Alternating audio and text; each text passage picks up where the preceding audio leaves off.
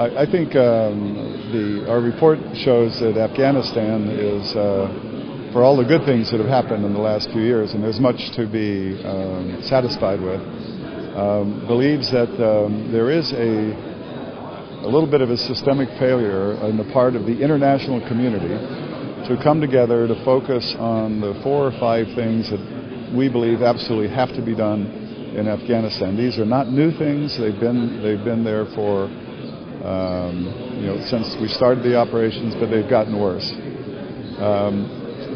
For me, the most important one is to begin to wage a successful fight against narcotics. 50% or more of the economy of Afghanistan is tied to illegal narcotics. 90% of the drugs are sold in European capitals, and the money that comes back fuels the insurgency. So there's a vicious cycle of death and terror that will be unbroken unless we do something about it. So narcotics is extremely important. Second, if you're going to fight narcotics, you have to have an effective judicial system. And judicial reform has been very slow in coming to Afghanistan. And we simply have to do something about that. Third, you will not be able to have an effective judicial system if you can't arrest criminals, and for that you need an effective police network. And so the training, the quality and the quantity of police to give security in the villages so that villagers are not terrorized at night when they're alone and reassured during the day when they see troops. We need more capacity in the police network. Fourth, I honestly believe that the only way to do that is to have a very strong, empowered individual that can represent the international community to the government of Afghanistan. And I was very, very disappointed that Lord Ashdown was rejected by the government. I think it's not in the interest of the international effort, and I think it is not in the interest of Afghanistan itself, and I'm very disappointed by that. So I think some solution to this has to be found, and I think that the government of Afghanistan has to be held by the international community to some metrics. For example, judicial reform. There is absolutely no reason whatsoever that the government of Afghanistan cannot develop a more efficient, more equitable system based on the rule of law. That's doable. It's not being done. So my last point would be that Afghanistan now has to be seen in a regional context because of what's going on in Pakistan. So at the very least you have a two-front operation, but I think regional problems also require regional solutions, and we have to reach out to other countries to come to grips with what to do in Afghanistan. Those are the 5 things that I would do. I support the call for additional troops and capability. I think that's reasonable, but it's not tens of thousands of NATO soldiers that are needed. It's focus on the international effort. We have the EU, NATO, the UN, the World Bank, the IMF, the G8. We have the major instruments of international power at work. They must be made to work better. And if we do that, I think Afghanistan will turn the corner. Thank you. Would you propose to buy the poppy production like Brent Scowcroft proposed, worth roughly 500 million? Yeah. The problem with a single solution for narcotics is that it doesn't address the comprehensive nature of it. But if you take that example, if you buy the crop, the only thing I can guarantee is that next year you'll have twice the crop, and then you'll be buying twice as more.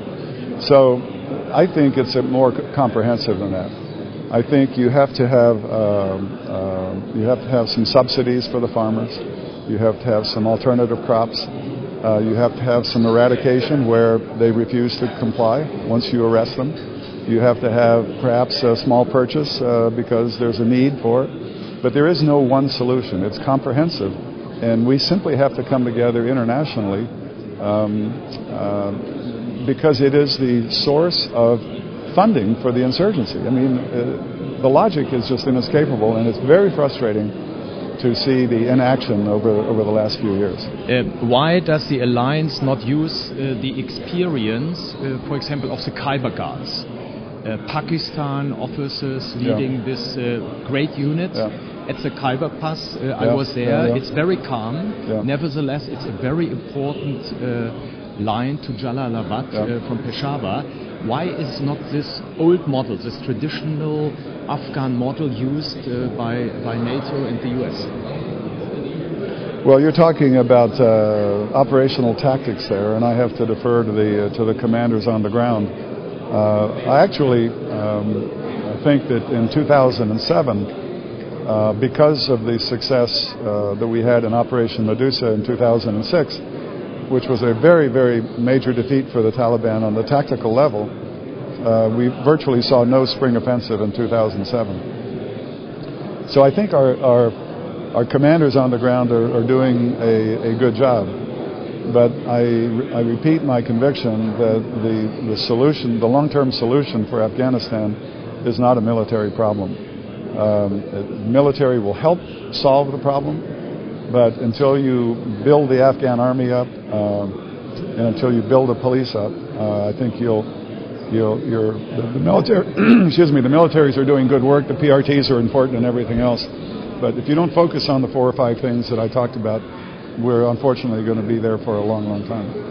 On the other task, the Israel-Palestine conflict, what are your experience, and what would be the next step, and why is there no start of a kind of effective reconciliation policy from the Israel side, which was very effective, as you know, always in Europe, in areas where we had long-time conflicts between Germany, Poland, France.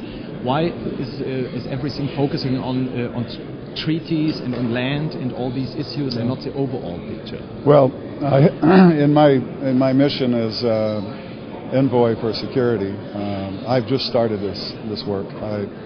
I spent a very productive week in Israel, and I met with Israeli leaders, Palestinian leaders. I went to Jordan and met with Jordanian authorities, and I'm just starting to really get my head into the complexity of the situation. So I hope that a few months from now I'll be able to have a more comprehensive report that will be helpful. My mandate is to help assist in the development of security, for common security in the region. In order to do that, you have to really understand where all of the parties are coming from and how they see things, what words mean, what words mean different things to different people, and we're in that formative stage. So I really don't have any comment right now except to say that I think we're off to a good start. And I was very appreciative of how my team was received in the region, and we hope to do something that will be helpful. Thank you very much, General.